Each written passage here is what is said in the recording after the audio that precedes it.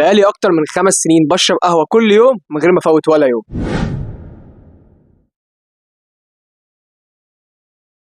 اهلا بك يا صديقي في فيديو جديد. فيديو النهارده مش محتاج اقول لك فيه هات كوبايه قهوه تعالى جنب نتكلم شويه، لان الفيديو ده مليان كميه كافيين رهيبه كفيله ان هي تسهرك للاسبوع اللي جاي. ما تنساش بقى تشترك في القناه وتدوس لايك وتكمل بقيه الفيديو للاخر، وبالمره خش على الانستجرام اعمل فولو ولف لفه كده هناك يمكن تلاقي حاجه تعجبك. لو عايز تصحصح اشرب قهوه، لو عايز تذاكر اشرب قهوه، لو عايز تنام اشرب قهوه، عندك مغص اشرب قهوه، عندك تقلصات اشرب قهوه، في عزا اشرب قهوه، في فرح اشرب قهوه، رايح الشغل قهوه، على البلاي ستيشن قهوه، وعلى القهوه قهوه. القهوه بتعمل مكمل لاي حاجه في حياتنا حرفيا. بس انا عندي سؤال، هي القهوه جايه منين؟ وليه احنا متمسكين بيها قوي كده وتقريبا هي جزء من ثقافتنا؟ ليه ما يبقاش اليانسون او النعناع او حتى الكركديه او حتى حمص الشام اللي هو حلبسه؟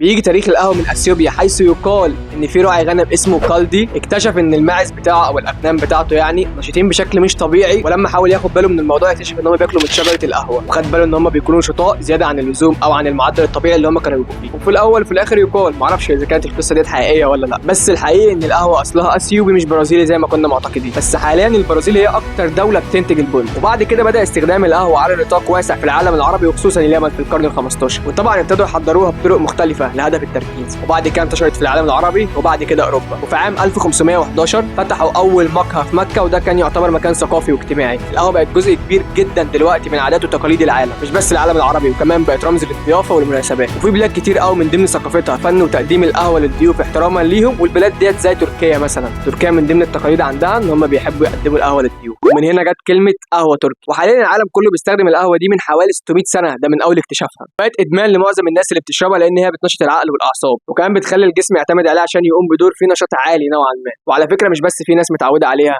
لا ده كمان في ناس بتحبها، كمان بيبداوا في تحضيرها، وده جزء من المزاج بتاع شربها. يعني مش المزاج بس انك تشربها، لا ده كمان في مزاج في انك بتحضرها، لان طبعا كل واحد ليه طريقه معينه في تحضيرها. يعني في منهم اللي بيحب يشربها بوش، وفي منهم اللي بيحب يشربها مغليه، وفي اللي بيحب يشربها فرنساوي، وفي اللي بيحب يشربها عاديه، في اللي بيحب يشربها ساده، وفي اللي بيحب يشربها محوج بالحبهان.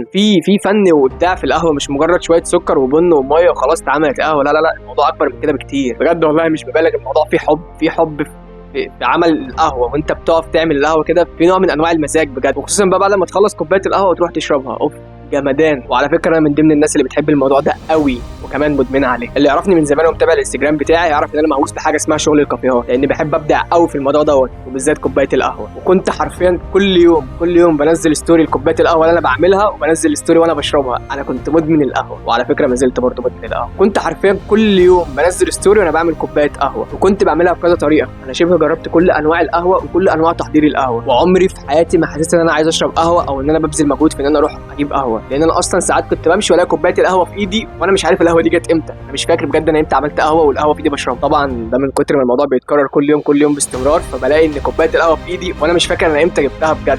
من كتر ما القهوه بقت منتشره كتير قوي في القرون الماضيه ولحد يومنا ده، بقت اكتر حاجه متداوله في العالم كله بعد النفط، وبقت جزء اساسي من حياه الانسان. وبقى اي حد بيفكر يفتح مشروع بقى يفكر ان هو يفتح مشروع قهوه من كتر ما الموضوع متداول وكل الناس بتستخدمه بشكل يومي متكرر، ولانها سلعه ما تقلش اهميه ابدا عن اهميه الاكل. صح، انا نسيت اقول لك ايه اللي حصل لي بعد الفتره دي كلها من شرب القهوه. بص انا مش فاكر ايه اللي كان بيحصل لي في بدايتي لما كنت بشرب قهوه، او اول فتره كنت بشرب فيها قهوه كان ايه اللي بيحصل لي تحديدا، بس دلوقتي ملهاش اي تاثير عليا خالص، لان عقلي خلاص اتعود عليها. يعني ولا حتى بتنبهني ولا بتسهرني ولا حتى بترفع كفاءتي في اي شغل او في اي مجهود، لا وساعات كمان بتوجع بطني لان انا بشربها الصبح بدري قوي اول ما بصحى. وعشان لو عايز احس بمفعول القهوه فانا محتاج اشرب كميات منها اكبر، وانا مش عايز اعمل كده عشان ما اخربش يومي، فبشرب كوبايه قهوه بس الصبح بدري، تبقى كوبايه واحده في اليوم كله، ما بشربش تاني، رغم اني بحبها. بس انا عارف ان انا لو شربت منها كميات كبيره ممكن اضر نفسي وممكن تاثر على صحتي، تسهرني كتير بالليل، فبكتفي بكوبايه واحده بس الصبح. وعلى فكره الموضوع مش بس تعود، الموضوع بجد ادمان، وانا واحد من ضمن عشاق القهوه وبستمتع جدا وانا بحضرها وانا بشربها، ببقى كميه سعادتي بجد. يعني تقول لي خروجه مع اصحابك ولا كوبايه قهوه لوحدك في مكان هادي، اختار كوبايه القهوه لوحدي.